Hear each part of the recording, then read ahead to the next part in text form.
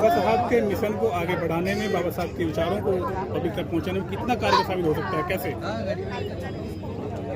खुद बाबा साहब अम्बेडकर जी ने कहा है कि मेरी 10 सभाएं और कलाकारों का एक म्यूजिक, एक संगीत का कार्यक्रम बेहतर होता है। तो बाबा साहब ने जब कलाकारों के पीठ पर, कंधे पर हाथ रखा है कि अब गाते रहो समाज परिवर्तन के लिए, तो यही जो बाबा साहब के लोग हैं, जो कलाकार लोग हैं, ये प्रचार प्रसार करते हैं, लोगों में ये पहुंचती ही बातें। उसके साथ साथ पहुंचकर लोग इम्प्लीमेंट भी करते हैं, बच्चे भी ऐसे अमल में लाते हैं, बुद्ध विहारों में जाते हैं, पढ़ना लिखना शुरू कर देते हैं। क्योंकि बाबा साहब ने अगर नहीं कहा होता कलाकारों की ज़रूरत नहीं है, लेकिन बाबा साहब ने खुद कलाकारों को शाबाशी दी है, अच्छा कहा है। इसलिए बहुत प्रभावी माध्यम है। गीत और नाटक का माध्यम समाज में बहुत प्रभावी है। बाकी धर्मों में दिन रात भजन चलते रहते हैं, बाबा साहब के भजन उतना नहीं आ पाते हैं, बाबा साहब इतना गाना नहीं आ पाते हैं, तो क्या ये भी कारण है कि बाबा साहब के विचारों को उतने व्यापक लेवल पर नहीं ला पाए, जितने व्यापक वो लेके आ रहे हैं? इसको भी संगीत का एक पार्ट मानते हैं? व्यापक लेवल पर इसलिए नहीं जा रहा कि गांव कूचे में, गली कूचे में कलाकार लोग काम करते हैं, उनको प्लेटफॉर्म मिलना चाहिए अच्छा। जैसे कि आज मिला है, देश के विभिन्न राज्यों से लोग आए हैं, SC ST लोग आए हैं, तो काफ़ी लोग हमें मिले हैं। वैसे नेशनल लेवल पे कोई कलाकार अगर अच्छे विचारों के साथ, अच्छे प्रबोधन के साथ नहीं मिलता, तब तक इसका कारवा आगे नहीं बढ़ सकता है। जब अच्छा स्टेज मिलेगा, अच्छा मंच मिलेगा, तो लोग उसको सुनते रहेंगे। वही नाच गाना वाला और वही भजन का प्रोग्राम अगर लोगों को मिलता रहे, तो उसमें हिप्नोटिज्म होते जाएंगे। अच्छा चीज़ बेचना चाहिए, जाना चाहिए मार्केट में, और वो जाना चाहिए जो समाज का प्रबोधन होता है, वो जाना चाहिए जो समाज के लोगों में दिलो दिमाग तक पहुंच सकता है। नाचने वाला प्रोग्राम नहीं चाहिए उनके दिलों में जाने के लिए, क्योंकि हम नाच कर थक गए हैं, विचारों के साथ में हमारा कुछ नहीं हो रहा है। इसलिए विचारों को लेकर क्रियाशील बनना, मतलब वो जो होता है ना कि इम्प्लीमेंट करना, उतना ठीक। तो नेशनल लेवल पे लोग जाना चाहते हैं, मिल नहीं रहा वो प्लेटफॉर्म। क्या लगता है जिस तरीके से कद और पद के चक्कर में लोग जो है समाज को गुमराह करते रहते हैं, क्या संगीत के माध्यम से भी ऐसा कुछ होता है लोगों के साथ में? वो तो बाबा साहब को भी धोखा देने वाले लोग हैं, तो कलाकारों को कहाँ मानेंगे? तो यूज एंड थ्रो जैसा हमारा चलता है कहा कि कलाकार लोग आओ गाओ, हम पैसे देते हैं, जो भी करते हैं करो, लेकिन उसके पीछे भी, कलाकारों के पीछे भी दर्द है, भावना है, और वो गाना चाहते हैं लोगों को पहुँचाने के लिए।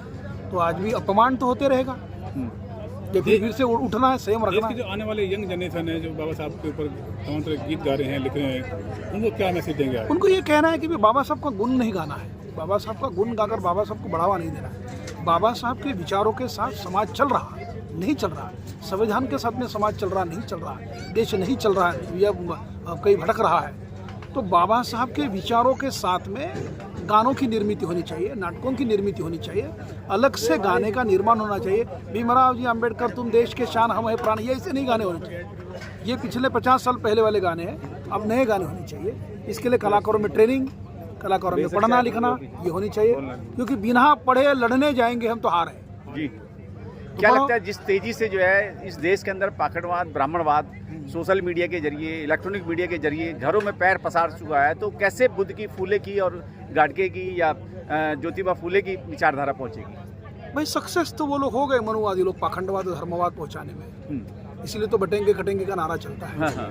लेकिन इतना है कि जब 1956 में बाबा साहब अगर धम्म में आते हैं तो सबसे बड़ी जीत वही है। तो पॉलिटिकल के पीछे अगर धम्म का साथ में नहीं लोगे या सोशल चीज़ को नहीं लोगे, तो इस पाखंडवाद को छोड़ नहीं पाओगे। क्योंकि आज बहुजनों में ज़्यादा से ज़्यादा वो लोग, मनुवादी लोग सक्सेस हुए हैं इस पाखंडवाद को पहुंचाने और धर्मों को रखने और लोगों को बांटने।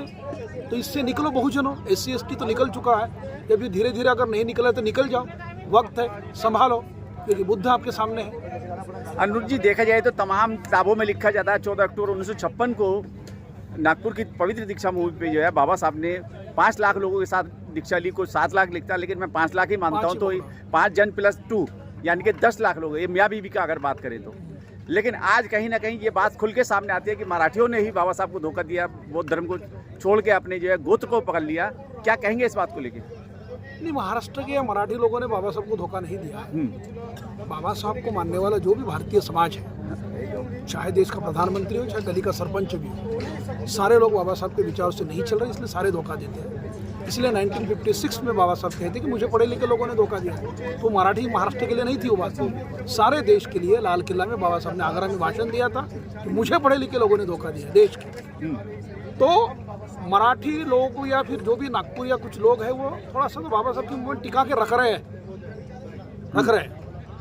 यूपी में भी तो काम चल रहा है। हाँ। देश के अंदर में 2 राज्य है, महाराष्ट्र और उत्तर प्रदेश। हाँ। दिल्ली में भी है, अच्छा चल रहा है। अब रावण जैसा नया इंसान भी आ गया है, वो भी काम कर रहा है, चंद्रशेखर भी कर रहा है। लेकिन अनिरुद्ध जी, देखा जाए यूपी के लोगों ने, जो बहुजन समाज है, उसने 4 बार सरकार बना के दिखाई। लेकिन विदर्भा की बात करें, एक बहुल्य क्षेत्र है विदर्भा, अपनी इस कम्युनिटी का, पैसे से भी और वैसे भी, लेकिन आज तक यहाँ जो है अपने समाज से कोई मुख्यमंत्री नहीं दे पा रहे, अपनी सरकार नहीं बना पा रहे। ऐसा क्यों है फिर?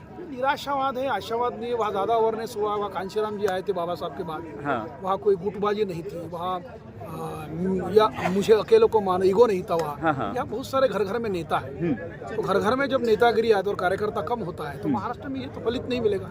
आप खुद एक सिंगर हैं और लोगों को मोटिवेट करते हैं मंच के माध्यम से, आपके इतने ज़्यादा फॉलोवर्स भी हैं यूट्यूब पे, क्या प्रभाव पड़ता है फिर अनिरुद्ध का? बहुत सारा प्रभाव है। मैं तो खुश होता हूँ कि बहुत सारे लोग IAS भी बने हमारे गानों से 35 साल में। हाँ। मुझे IAS मिलते, कुछ IRS मिलते हैं। हाँ। कि हमने गाना बचपन में सुना था, मराठी में जो आप बोलते थे कि पढ़ो, हाँ। बिना पढ़े लड़ने जाओगे तो हार निश्चित है। वही बात मैं जो रहा। हाँ। तो पढ़ेगे तो संघर्ष करोगे। आने वाला समय जो है वो इतना गतिशील है, देखा जाए इलेक्ट्रॉनिक मीडिया का जमाना आ गया, तमाम कंप्यूटराइज हो रहा है सिस्टम, और हमारे लोग आज भी शिक्षा से वंचित हैं। क्या लगता है कि कैसे जो है उन्नति होगी देश के अंदर? फिर से क्रांति करनी पड़ेगी, फिर से नया काम सोचना पड़ेगा। बस कमिटमेंट रहनी चाहिए, इकट्ठा होने चाहिए, हम लोग सारे इकट्ठा आने चाहिए, फिर से आंदोलन संघर्ष होना रहे। मतलब शेड्यूल कास्ट की जाति है, बहुजन समाज है, जो 85% हम बात करते हैं, सारे समाज फिर से आकर ऐसे कन्वेंशन होना, कॉन्फ्रेंस होना, सभाएं होना, चर्चाएं होना, ये सारे आकर मिलकर फिर एक संघर्ष की बात तो होनी चाहिए देश के अंदर। अनिरुद्ध गायक के जो है करोड़ों फैन हैं इस देश के अंदर, अगर कुछ संदेश की बात की जाए युवा पीढ़ी के लिए, जो आज शिवसेना और दुर्गा वाहिनी और पता नहीं कौन कौन सी वाहिनी में जाके जो है प्रवेश कर रहा है। मत जाना यार, मत जाना, किसी पार्टी वाहिनी में मत जाओ, पढ़ो, केवल पढ़ो और बहुत जगह जो ऊंची जगह है वहाँ स्थान प्राप्त करो, क्योंकि जब तक ऊंची जगह नहीं मिलेगी आप हार जाओगे। और ऊंची जगहों के लिए बस पढ़ते रहना, चाहे गरीबी हो, चाहे खाने को ना मिले, केवल पढ़ना, नाचना मत और दौड़ना मत, किसी भी चीज़ के लिए केवल पढ़ते रहना। Thank you.